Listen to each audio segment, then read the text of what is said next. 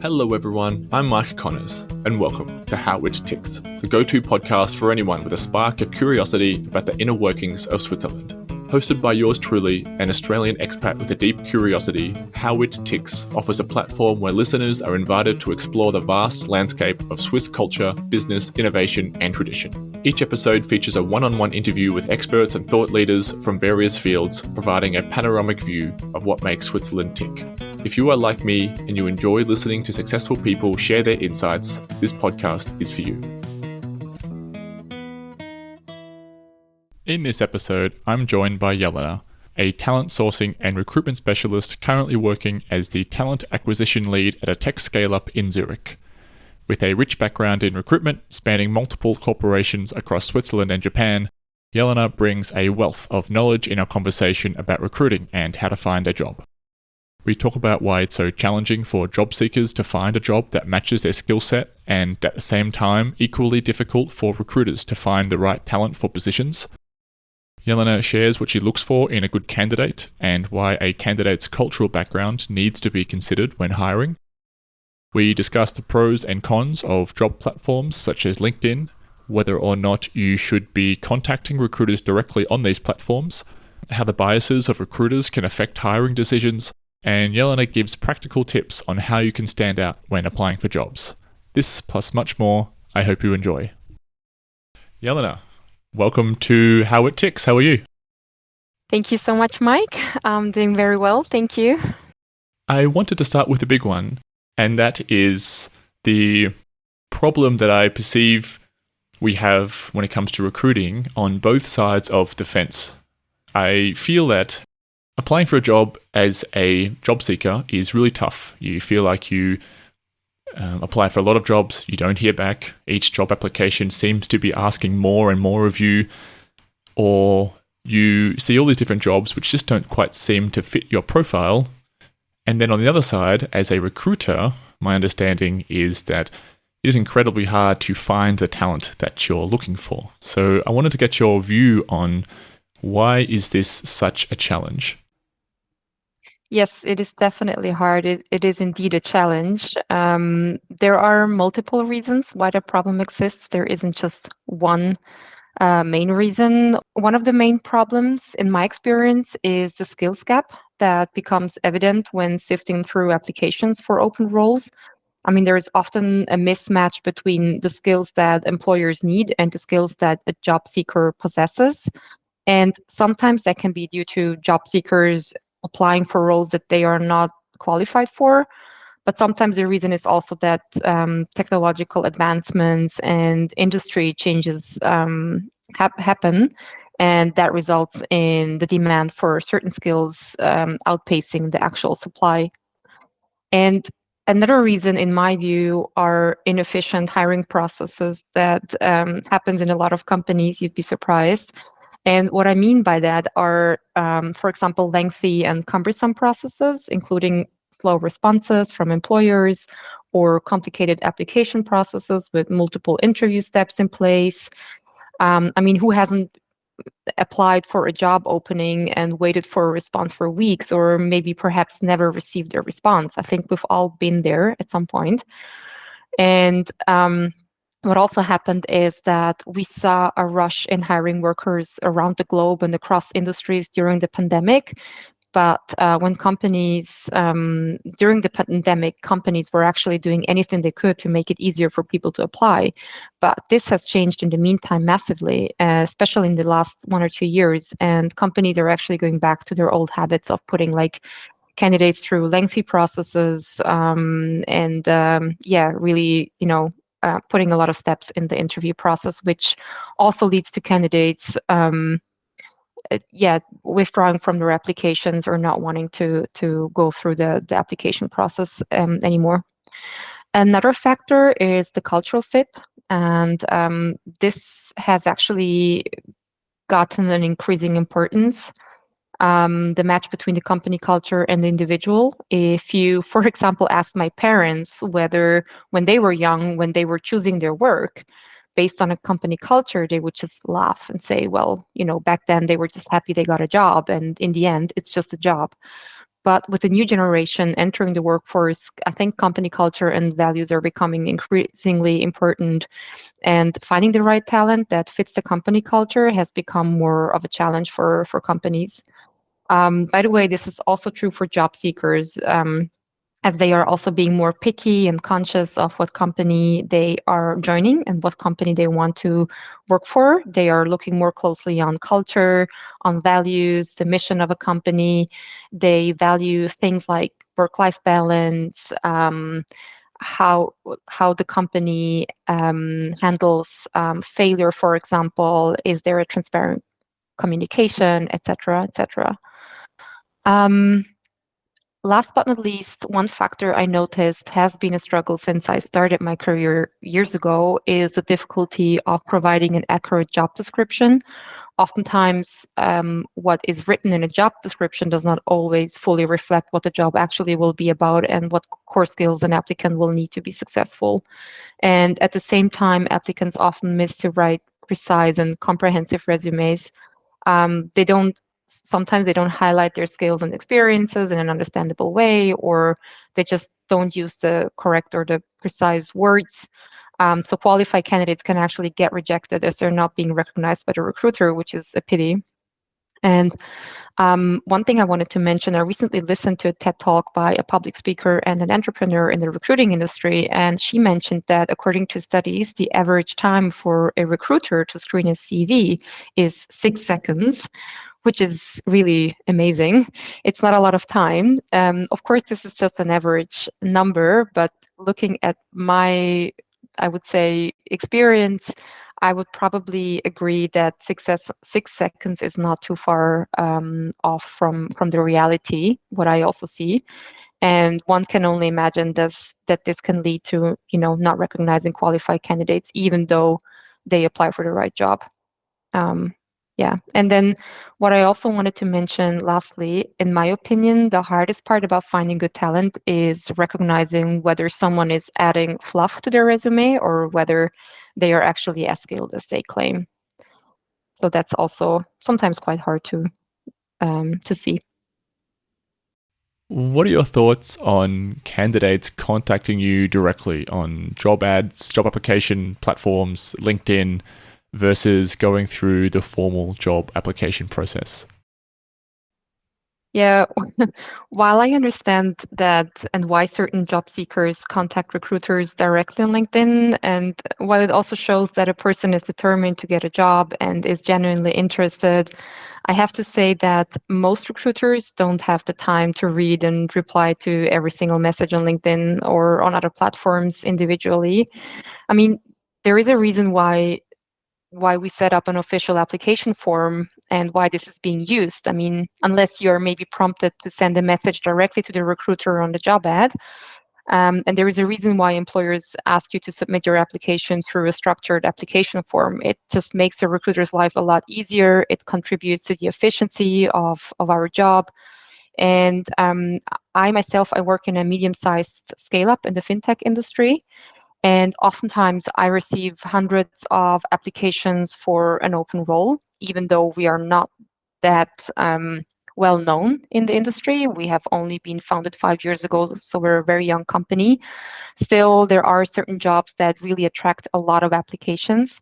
And going through all applications takes a lot of time, as you can imagine. I definitely spend, a big chunk of my time really screening CVs and reading applications. And having a structured way of screening all applications in my applicant tracking system makes me more efficient than having to look through messages on LinkedIn and responding to everyone individually. I would actually also assume that chances are job seekers will receive a standard template response from a recruiter saying, "Hey, thank you for your interest, but please apply through our job application form and we will get back to you." So my tip in the end would be, if you applied for a job, if you did apply for a job at a company and you really need to contact a recruiter or the hiring manager for a certain reason, and the reason must be of importance and not just to say, "Hey, I have applied, please look at my CV." Check the website or maybe the career site of the company. Um, every company usually has that, and contact them through a contact form on their page. Most companies have this function, so you're more likely to get a response in a timely manner. And what I also want to mention, perhaps I'm not saying please never contact a recruiter on LinkedIn ever, as LinkedIn is basically our second home and we spend a lot of time on it. But if you are in the same industry and you're genuinely looking to create a connection with a recruiter that might offer a mutual benefit, I would definitely say it's not a bad idea to reach out, but you should do it the right way. But that's another topic for another time. Got it. So to everybody listening, recruiters are people too, guys. Give them a break. Exactly. Of all of the applications that you get, you said a lot of them are generic and you need to filter them out. Approximately, what sort of percentage of all of the applicants you get do you seriously consider based on the quality of the application? On average, perhaps speaking of Switzerland or in general of Europe, the number of job applicants being rejected upon initial application is quite high. Based on my experience, it is above 90%. It's a lot. It's the majority of the applications. Of course, this depends very heavily in the industry, on the job role, also the economic conditions, how the workforce is in each country. But looking at the past 5 years in my recruiting career, I can definitely say that I have usually had to reject at least 90 to 95% of all applicants based on their application. And only about 10% of applicants progress to a first interview. This is quite a high number of rejections. And for the reasons I believe that, a lot of them I have mentioned in the first question. For example, applications lacking the relevant experience and skills, or applicants not fully understanding the core requirements for the job. Maybe the job ad has been written very poorly or vaguely, expectations mismatch, etc. Sometimes it's even just the volume of applications that we receive for a role. I have also witnessed that we had applications for a certain role, and we had volume of the applications was so high, we had to reject people just based on the fact that we had enough qualified candidates, and we just possibly couldn't interview everyone. That happens as well, depending on the role and the industry, of course. But there are various reasons for it. But it's quite a high number. I don't know if you expected that or if this comes as a surprise. I think that the feature, the one-click submission for a job application must be the worst feature. I mean, that must be part of the problem when you can see a job ad and a one-click apply button where I guess it pre-fills a form and sends it to you. That must be part of the reason. Do you think that it's partially up? Did you agree that these platforms tend to not be ideal for precision matching? Yeah, well, applying for jobs, as we all know, can be a very cumbersome process. You could easily spend hours manually entering your work history into an online application, uploading a keyword optimized resume, or tracking down the hiring manager's name for a customized cover letter or whatnot. That's, one would actually think the easy apply option on LinkedIn would solve that problem. And while it does make for a great candidate experience and saving a lot of time, it does have its drawbacks, I would say. You have to imagine that as a recruiter, when we receive an easy apply application, all we see is a snapshot of an applicant's LinkedIn profile, namely a photo, a headline, past and present job titles. We see the education, and we also see the skills that the person has listed. But it requires a profile that is really up to date and filled with information, just like it would be in an actual resume. So in case your LinkedIn profile is really in top shape and you use it regularly and you have lots of information on there, you can definitely use the easy apply option. And I would even say it will guarantee the same chances to land an interview as if you had applied through the regular way. But and by the way, many don't know this, but you can actually attach also a real resume to the application, even though you are using the easy apply function. But I would only recommend that function in case your LinkedIn profile is really in top shape and you have lots of information and detailed um, descriptions on your past experiences on there. It's in case your LinkedIn profile is not very extensive and your experience is not described in more detail, I would probably go through the classic way. And what I also notice happening is it does let people just go on an application blitz for roles that are not relevant for them. So kind of like an apply and pray method, people just randomly applying for jobs, not reading the actual job description, just seeing based on a title whether they want to apply or not. So I would also be more careful with that and be mindful of applicants that just throw out applications. That's interesting as well, especially for big companies where HR would be quite detached from the roles which they're trying to fill. How difficult is it for a recruiter trying to find the right fit when the recruiter themselves doesn't actually know anything about the role necessarily? I like this question, and I have quite a clear opinion on that. I believe that you have to have a certain level of know-how of the business that, your company is doing. You have to understand. You don't have to be the pro and the expert in the things that they do. Obviously, you can't be that. For example, I've been recruiting a lot in the engineering side and like tech profiles and product managers and whatnot.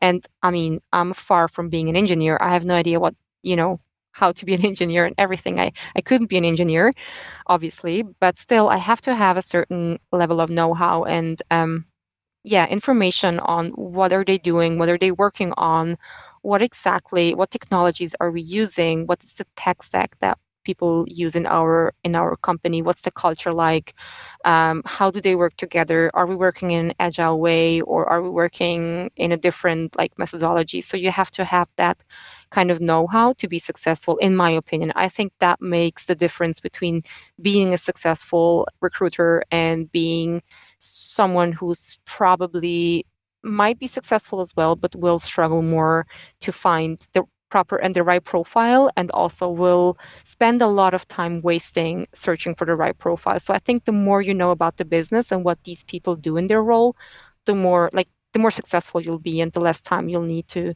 actually find and to fill a role. In that case, what qualities do you look for in a good candidate then? And I know that must be a general question, but are there sort of specific things which stand out when it comes to matchmaking? Good question. I usually try to look at three main areas to look for in a candidate. Of course, the first and most important one are technical skills. The second one would be the soft skills, which is obvious as well. And the third one, the cultural fit. Technical skills and qualifications could include anything from relevant work experience, education, certifications, etc. They are especially important when you look at technical professions, for example, software engineers, data scientists, and these type of roles. In the past, I would say 5 years, I focused a lot on tech recruiting. So the technical skills were really the most important skills I had to look out for in CVs. So for me, they are very, very important and basically something you cannot really negotiate on unless someone has maybe at least 70% of the technical skills required for the role. The soft skills would probably be, communication skills, problem solving skills, also adaptability. For example, can a candidate thrive in a fast-paced environment? As I mentioned, I currently work in a scale-up environment, and we really have a high pace and a dynamic environment. So looking at the cultural fit as well, how will the person thrive and survive in this fast-paced environment is very important, is really crucial. How they work in a team as well. That's also very important. When it comes to cultural fit, I also look at the candidate and how much they align with our company values and work ethic. Do they share the same or similar values as us as a company? What I like to envision, this is maybe something that is not as obvious, and this is something that I always try to ask myself when I interview a candidate, is how much long-term potential does the candidate have in our company? Can I imagine and see them being in the role for a longer period of time? Can I also imagine them being a role model for our company, going to set positive examples for others to follow or not? And this is something that I always try to ask myself and consider when putting candidates forward to the next interview step.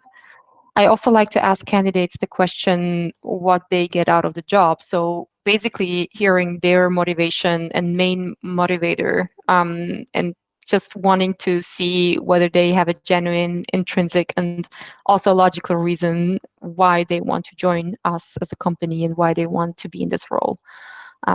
This is something where a candidate can actually really stand out amongst all applicants and something that makes them unique. So if you're applying for a role, always think about that.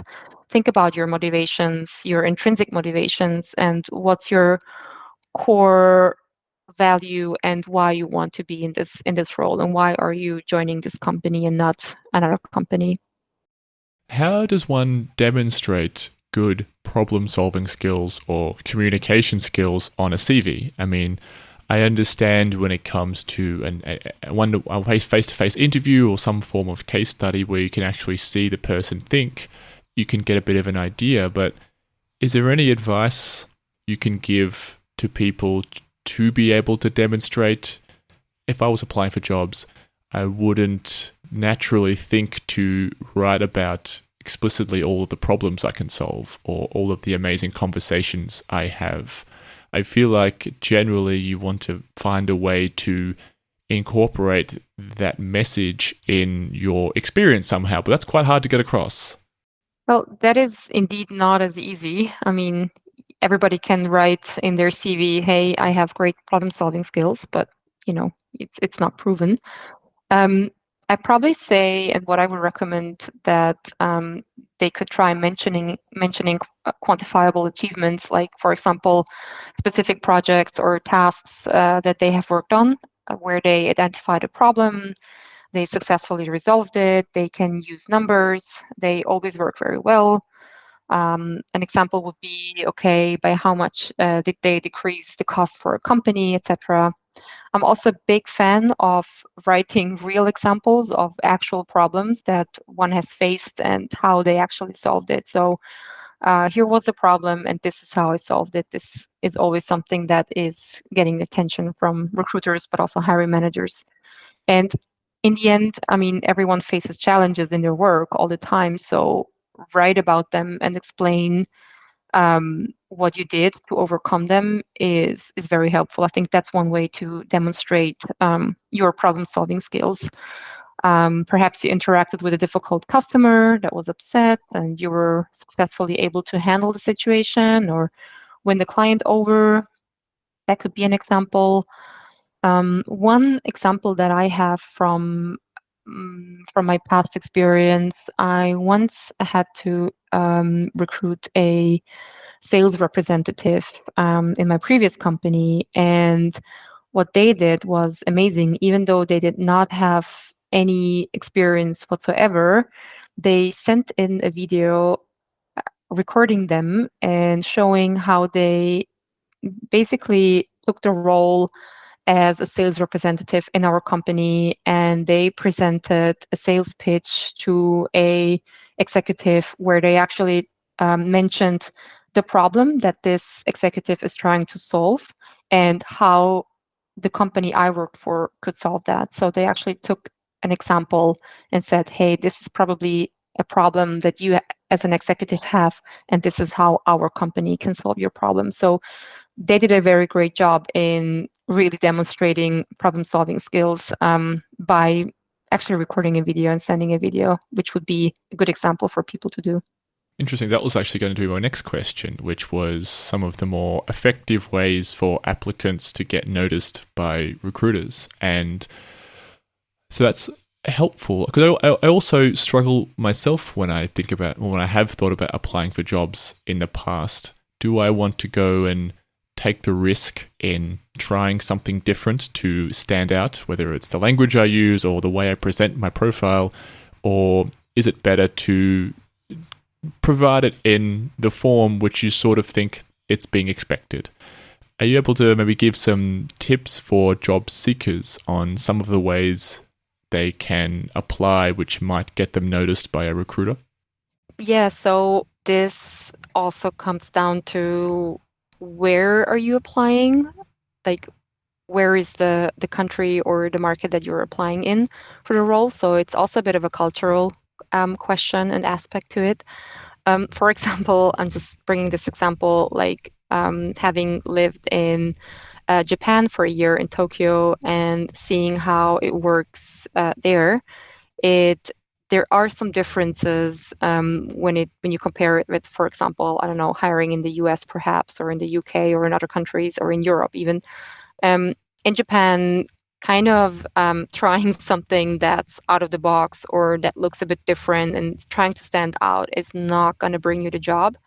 Definitely, because you're just gonna, not come across as like, okay, I fit into the structure and I am a trustworthy candidate that is worth having an interview.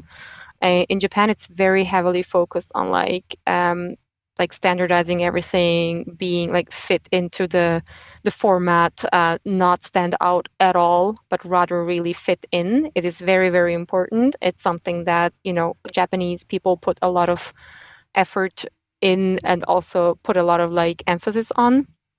Looking at Switzerland, I would probably say it is definitely worth a try, and it's not something that will be productive or counterproductive. I think that you can definitely do it in Switzerland and stand out and try to maybe, be a bit more creative. I don't know, maybe send a video with your application and say a few words so that people can see, or the recruiter can see how you sound, how you communicate, how you come across, and what your real motivation is. I've seen people do that, send videos or link to a video, or even like a link to their personal homepage website where they have demonstrated some of their projects that they've done, like some personal projects or some, sneak peek into their work that they have been doing, so that recruiters can get a grasp on, okay, what does this person bring besides the CV? The thing is, I have to say, and I have to come back to this topic again, the pressure of being cost efficient, but also like time efficient, and like not spending too many resources on these topics and sifting through CVs is immense. And I think it has increased in the past years. So there isn't really a lot of time to look into every single application, even though, I mean, I can at least say that for me and my team, we still do look at every single application that we receive. But the time that you have to get to spend on each application is just very limited. And if you want to stand out, do it in a way that, is not going to take an hour of a recruiter's desk, because they're just not going to spend the time. Okay, be loud and bright, but make it quick. Exactly. Okay. Tell me about Japan. I'd be really curious to know what the differences were between... so based on what you said, it sounds like you were a recruiter over there for a time period. What is some of the differences between Japan and Switzerland when it comes to hiring people? Exactly. I've actually spent a year there being in recruiting. I have spent a year working for a recruiting agency. So basically being a consultant and placing candidates in jobs for our Japanese clients. They were largely, I would say, global clients, so companies that were operating on a global level that perhaps had like a Japanese headquarters or an office, and were looking for candidates who also were able to be in a global role. So yeah, during my time there, I did notice some differences between Switzerland and Japan for sure. Although I have to say, and that's something that really, yeah, kind of, I noticed that when I was just when I just moved there, that a lot of things in Japan are very, very similar to Switzerland. For example, Japanese people and Swiss people put a lot of emphasis on being punctual, for example. So they value, your time. And that's, for example, a similarity that they have. They're very organized people as well as, same as Swiss people. So there is a lot of similarities as well that I was a bit surprised, to be honest, because the Japanese culture is nothing like the Swiss culture. It's just really really entirely different in general. Some of the things that kind of stood out to me was that's what I was just mentioning, like the resume CV. Like in Switzerland, you really have like this typical like 1 or 2 pages focused on professional experience. Also, like a photo is commonly included as well. You put education and skills in it. And then, whereas in Japan, it's like there are, I think, 2 or 3 different like types of CVs or resumes, and depending on your level of seniority and depending on the industry and depending on what kind of profession you have, you choose one or the other or the third. And then, for example, one of them is like just a standard resume format that kind of includes personal information, but also work history and is actually handwritten, which I haven't seen in Switzerland for like, I think, I don't know, Whoa. 15 or 20 years. I think when I was a child, when I was, young, I probably did that, but I haven't seen that in a very, very long time.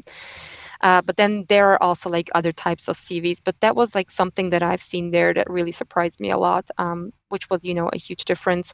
I think one of the things that I mentioned before is definitely, this like fitting the standard in Japan, not standing out, not being extra, not like, kind of coming across in a weird way. Like you really want to like you want to fit in for sure, and you don't want to stand out at any cost. I think that's something that was kind of the biggest differences that I saw. I also, what I noticed in Japan, the way people talk to each other and the way you interview candidates is very, very formal, is extremely formal. You basically are talking to someone in a very, very professional way. It's very formal, it's very organized, structured. You can only ask certain questions. It's very limited, like to what kind of questions you can actually ask.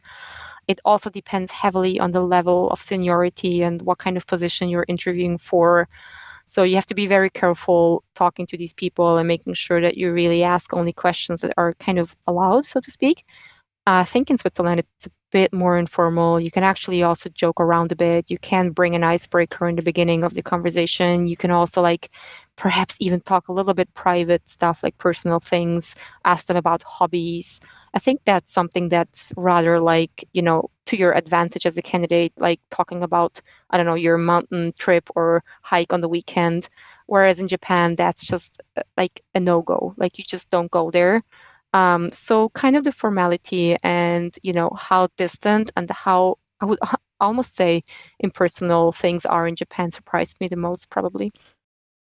Does that mean there's less difference in company culture in Japan, do you think? Because everyone is so formal that it doesn't allow a company culture to become its own thing? Definitely. I would definitely say that culture, like company cultures in Japan are probably, I wouldn't say unique, but, very interchangeable and very similar. Mm-hmm. There are just a set of rules that you have to stick to as an employee, but also as an employer. And it's not bad. It's also like there's a lot of good things about it. And it's also something that probably makes people kind of, separate better personal life and professional life. And they don't have to ask themselves, well, do I have to, I don't know, do I have to be different or what do I do in this situation or in that situation? There's just a set of rules that you have to follow and you kind of learn them from your childhood on. So you know how to behave, you know what's appropriate and what's not. And I think that makes a lot of things easier. But then at the same time, it also doesn't allow for any kind of individual personality traits or characteristics. Obviously, I've never worked in a proper Japanese company. The company I worked for was a British company, and our culture was a bit different, I would probably say. That's what I grasped from my candidates and from the people I talked to in Japan. I suppose you wouldn't have the problem of needing to sift through 80% irrelevant CVs to find the 20% because you're not going to get people just applying for anything. I suppose that case it simplifies your job. It does, it does. And also there's one difference as well, that in Japan a lot goes through agencies. So basically people who are going through recruitment agencies that are going to apply through agencies, they're already pre-qualified, they're already talked to, they're already it's already clear that they have the skills and the necessary experience and qualifications that they need for the role. A lot of things also happen through network in Japan that's probably very similar to other cultures and other countries as well, where actually the success rate of, kind of getting the role and being successful in the role is makes it higher or increases it. Now, talking about different cultures, what about different cultures in a country like Switzerland applying for the same job? So this is a country like most of Europe, but there's lots of different, it's a mixing pot of cultures. How do you factor that into your recruitment and interviews? And to give an example of what I mean, me being Australian, Australians are very similar, I think, to the US in general, where we typically upsell ourselves quite a lot when it comes to CVs and interviews. We typically, exaggerate, not typically, but it's normal to exaggerate and inflate your experience to get people's attention. Whereas I've noticed very quickly during my interview processes in Switzerland that it's very different here. In the Swiss people generally, it's like, this is my experience, this is what I'm capable of. Do you factor someone's cultural background in when recruiting to think about things like this? Definitely. I mean, I have to, and I think that probably comes with experience interviewing. I would probably say hundreds of candidates throughout my career. Also being child of immigrants and people who are not Swiss originally, I believe that I have a very good sense and also a very good feeling for or affinity for people from different backgrounds and different cultures. That makes it a lot easier. I can definitely say that. And yeah, you just have to kind of be aware of it. I think that's the one thing I learned the most, be aware of it. You speak to, I don't know, an American person, or you're speaking to a German person, or you're speaking to an Australian, they're going to be different and behaving differently in the interview, and they're going to probably say things in a different way, or maybe even not mention certain things. That is, where all these steps in the process and interview process come into place, where you actually do assessment with, I don't know, behavioral questions, or you do a case study, or you do a technical interview where you properly assess people's skills. And, at the latest, then you will find out whether a person really has the, whatever they said that they have or not. What about gender? Do you also take that into consideration? Like, I mean, men, correct me if I'm wrong, are more likely to apply for a job than they're underqualified for than a woman. And this is obviously on average, not for the individual. So for things like that, do you keep things like that in mind, or do you really try to neutralize gender biases?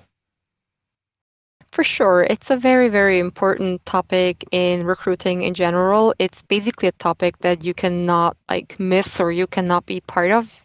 No, you cannot not be part of. You really have to be aware that, being a recruiter and also working in this field, it is inevitably going to be something that you will have to face and you will have to deal with, and you will also have to have a clear strategy on it. And it sounds like a discussion from the past decade, like, okay, here we go again, this whole gender thing. And I mean, in general, women are not applying as much as men. We do have more applications from men. That's for sure. That's one thing I can say. I am trying to be a bit more skeptic, looking at men's profiles versus women's profiles. So I tend to have this bias where I go like, okay, this woman doesn't bring probably 80% of the qualifications or 70%, but I'm still going to invite her and meet her because I want to see, what she can and what the potential is there. And I know that women, as you said before, on the average, they just tend to undersell themselves. But in the end, we have a clear target. We want to have a certain amount of female in our company because we do believe strongly. And again, studies show it that, you will have a very successful and balanced team having both genders on the team. I really appreciate you admitting your own biases. I'd be curious to know a little bit more about that. How does your previous experience recruiting different people affect your hiring of future candidates? Yeah, that's a very interesting topic, and it's always very hard to talk about one's own biases, and it's never easy to admit, okay, well, I am biased, because it kind of shows a bit of a weakness. And I mean, we're supposed to be unbiased, and I mean, to every listener out there, in case you have ever interacted with me, you probably don't want to hear, okay, I'm biased, and I probably, I don't know, rejected you because I was biased. But at the same time, I have to say, and this is true for probably the entire population of the world, we're all biased human beings. It's not probably. That's definitely. I think it's definitely, yeah, and I think that's just human. We cannot actually negate that. We can also not ignore that. It's just a fact. I mean, obviously, I try to be aware of my biases and try to be, very clear on, okay, Jelena, you have this bias of, okay, this male is probably overselling themselves and the woman is probably not selling themselves, they're selling themselves under value. And I try to be conscious of it and aware of it. Even just knowing that biases exist and what kind of biases we have is a very important aspect of our job. Do you ever let your gut feeling make a decision for you? And I guess that's probably a more casual way of saying bias, but if someone just feels right, do you let that instinct make the decision? Oh, for sure. I think it's it's something, again, that's human, and you can just not do that. This is impossible to kind of just put your gut feeling away and say, okay, no, I'm not going to listen to my gut feeling at all. And I think my gut feeling has proved me right a lot of times in the past, so I do rely on that. However, I try to balance it out. So I believe a very healthy balance of having, the facts, the data-driven evidence that you can show, but at the same time also saying, well, there is something that my gut is saying about this person. It can probably help to make the final decision and kind of tip the balance the one or the other way in the end, when you have maybe a situation where you have two perfect candidates, but you don't know which one to decide and to go for. So it can help a lot, making the final decision or the final step. It has a lot to do with bias as well, I believe. Mm-hmm. Yeah, I understand that. And I guess it is, I think, acknowledging that you are human is ultimately a good thing. The same way as acknowledging you have biases, I think that's probably the healthiest way to go about it.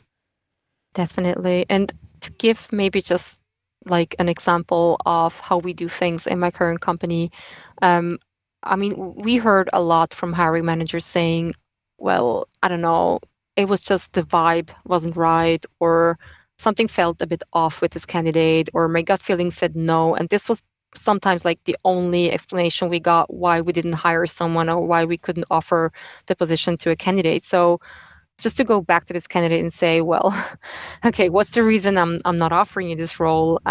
Is because it didn't feel right. It's just not a proper rejection reason. You cannot tell a candidate this didn't feel right. I'm sorry, we're not going to give you the job. So we introduced also our so-called scorecards, where we ask hiring managers to complete a set of questions where we ask them for really facts and data-driven reasons. Okay, has this person what they need in order to be successful in their role or not?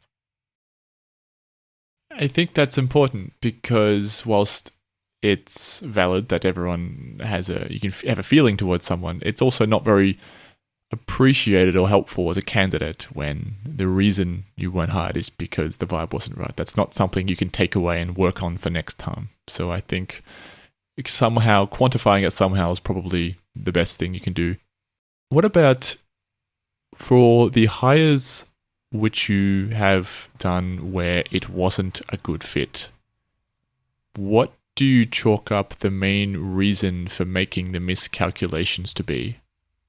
Is it because they weren't honest in their interview?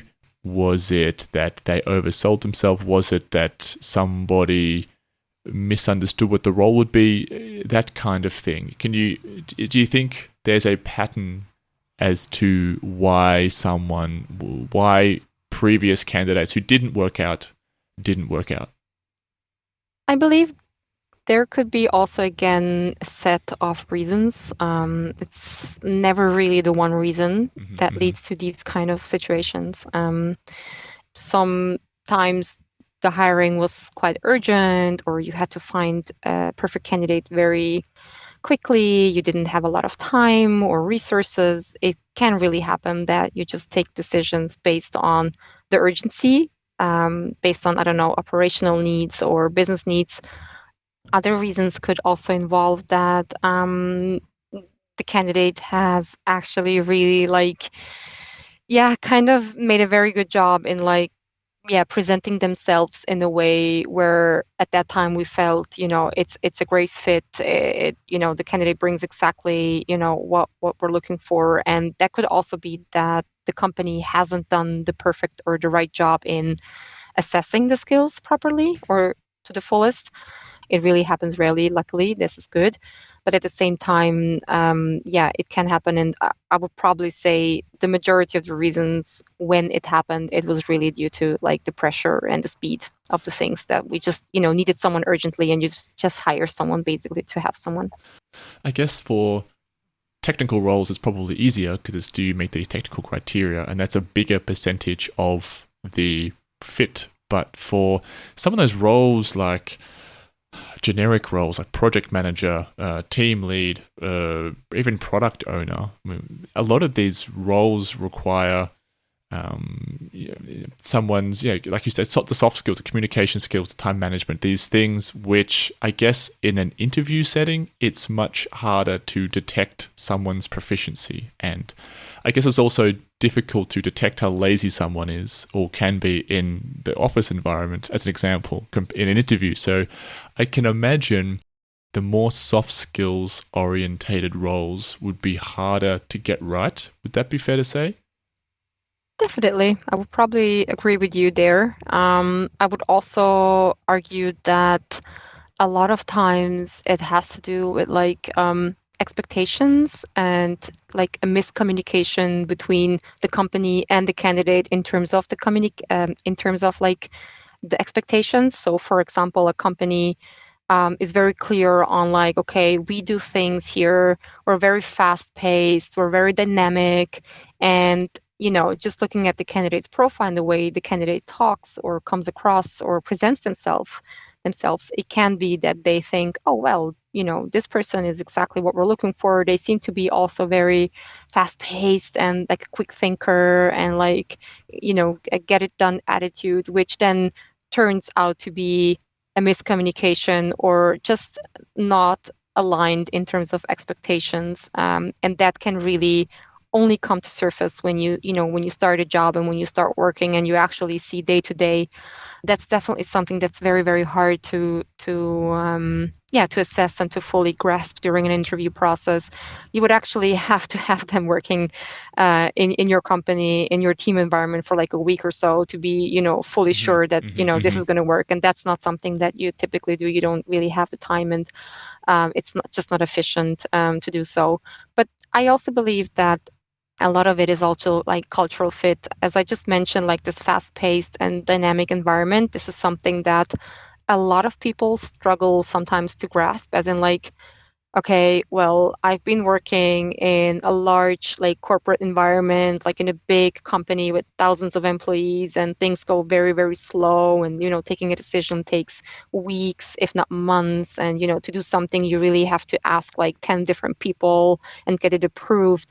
And then, joining a smaller company, for example, a scale up like ours, it can actually, be like the opposite. And a lot of people are not fully aware what it actually means working in a bit more like dynamic, fast-paced environment. And that can also shock a lot of people once they start and see, oh, well, okay, I haven't expected it that way.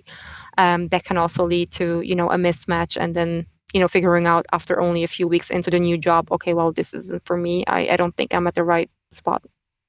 What about when someone has taken a job and they realize this job isn't for me for whatever reason, the cultural fit, other opportunities, whatever, and they have that conversation with their employer, says, you know what, I mean, I'm quitting, and then the employer goes, no, please stay. And you have this negotiation to stay.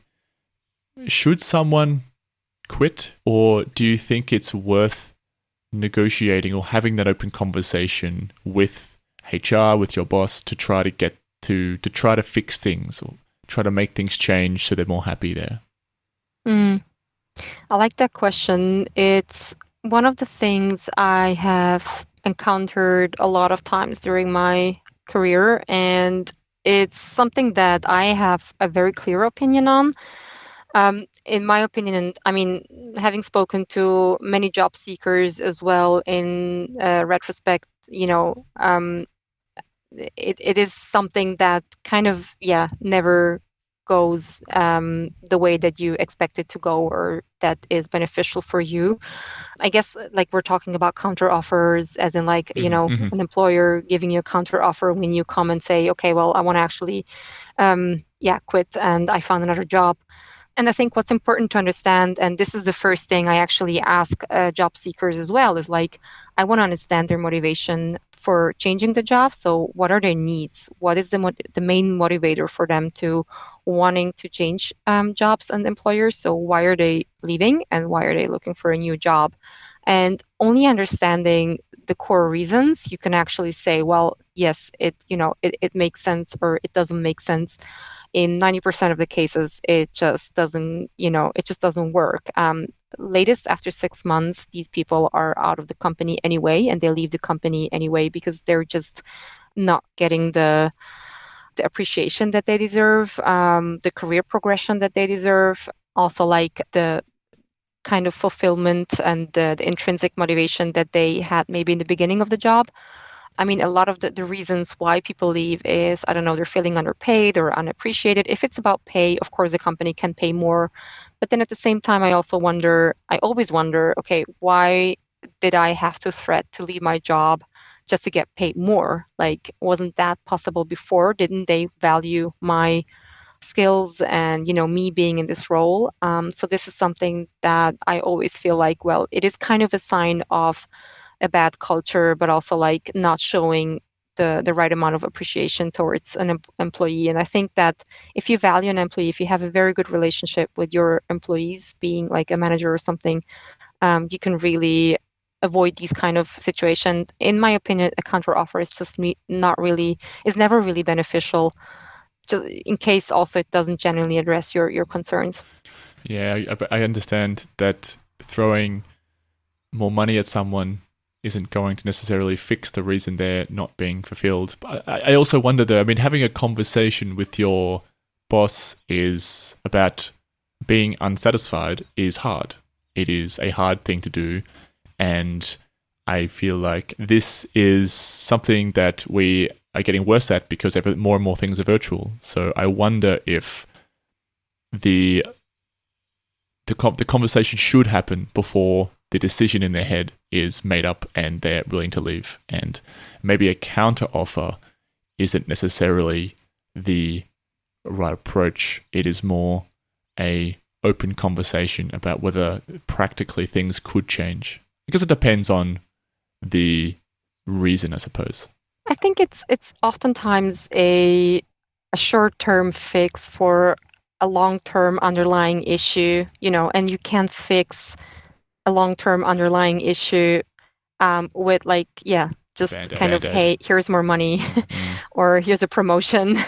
In the end, it's not going to change, the initial reason and the core reason why you wanted to leave in the first place. So you have to ask yourself, why did I want to leave in the first place, and what was my problem?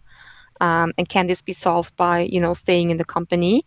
And also, do I value and do I appreciate the counter offer, or do I see this as a sign of like, oh, okay, we don't want to lose you. We're going to have a problem if you're not, if you leave us, here's more money. So it's finding the underlying issue that you had in the first place. Okay, so I have a last question for you as we wrap this up. And besides spamming you with job applications, what advice would you give to people currently looking for a job? And do you have any bits of wisdom which people can take away with them when they are going through the job application process? Something that you wish that everyone would know when going through this? In general, it's always very like hard to, give like the advice.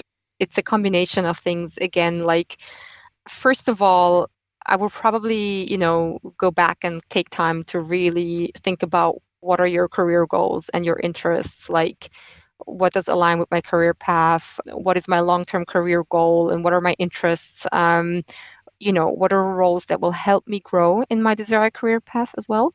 I probably also say like, look for opportunities where, you can utilize your existing skills, but also like at the same time develop new ones. Looking at like application itself and the moment when you actually decide to apply for open job roles, I would definitely also encourage people to, or candidates to, research a lot about the company, research about their culture, about their values, about, any know-how you can actually get from the internet. Maybe even, someone on LinkedIn that knows someone that works in this company.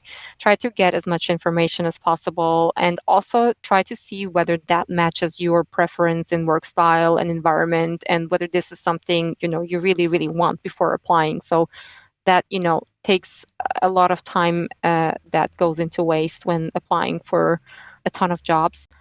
I probably also say like really make sure to read the job description, make sure you understand what the specifications are, what the requirements are, and what the job entails. And of course, it is never easy, as I said in the beginning, to know what exactly the role includes. It's always a bit difficult. Writing a job description is very, very hard, and making sure that it comes across in a very realistic way. But still, try to read the job description properly and carefully, and really think about whether this is something you want to apply for or not. Last but not least, what I always, always say, and this is, I think, kind of like I think it's the most obvious tip and advice that I can give as a recruiter, and this is something I've seen a lot, and this is a reason why a lot of people were rejected by me, is please don't send and write 10 pages, like resumes with 10 pages, because nobody's going to read that. And a resume, a CV shouldn't be 10 pages long. It's not a thesis that you write. It's actually just a short summary of your most important professional skills and experiences, and perhaps your education. You can, of course, add a picture, or you can add some personal like hobbies or something if you want. That's for sure, beneficial. But in the end, really try to stick to like 1 or 2 pages max, because that's going to help a lot in like making a recruiter's life easier reading and reviewing your CV. Short but sweet. Got it. Before we wrap up, is there anything else you would like to add or share with anybody listening to this? In general, what I also like want to bring across and like encourage people to do more, and I think a lot of people do that already, especially, yeah, again, depending on culture and also like profession. But I think like it's also underestimated how much networking can do for you, and how much like, I don't know, just connecting with people, going to events, talking to people, and broadcasting that you're actually on the search and on the job search, and that you're looking for a specific job can do for you. So, try to talk about it as much as possible, obviously without annoying your friends or your family or your network or your ex-colleagues, but try to really, yeah, be honest and open about it. And eventually someone is going to pick up on it and say, hey, listen, I've heard about this job opening and I can recommend you for this role. So I think networking is really something that's, kind of being underestimated a lot by a lot of people. So networking is really definitely going to help a lot in your job search as well. This is something I would probably recommend. But other than that, I think, and I hope I have summarized my most important takeaways and views on hiring. Jelena, thank you very much for your time. Thank you, Mike. It was a pleasure. Thanks for having me. Bye bye.